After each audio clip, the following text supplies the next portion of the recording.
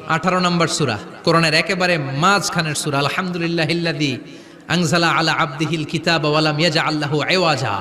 এই আয়াত দিয়ে শুরু হয়েছে, শেষ করা হয়েছে ফামান কানা ইয়ারজু লিকা রাব্বিহি ফালইয়ামাল আমালান সালিহা ওয়া লা ইউশরিক বিইবাদাতি রাব্বিহি। আর মাঝখানে আছে ওয়ালিয়াতালাত্তাফ।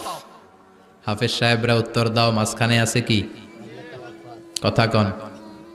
ওয়ালিয়াতালাত্তাফ একটা শব্দ আছে সূরা কাহাফের মাঝখানে। কোরআনের সব জায়গায় এক ফন্টে আয়াতগুলো লেখা, কিন্তু ওয়ালিয়াতালাত্তাফ মোটা করে লেখা আছে না, ডবল ফন্টে লেখা, মোটা, কারণ এটা কোরআনের একেবারে মাঝখানে অবস্থিত এই শব্দটা ওয়ালিয়াতালাত্তাফ। এর আগে যত শব্দ এর পরে তত শব্দ, এর আগে যত কোরআনের অক্ষর এর পরে তত অক্ষর। সুবহানাল্লাহ বাড়িতে গিয়া বিশ্বনবী বললেন সূরাতুল কাহাফ যে তেলাওয়াত করবে ইয়াকুনু লাহু নূর। এই সূরাতুল কাহাফ কিয়ামতের দিন তার সামনে বিশাল একটা আলো হয়ে আসবে।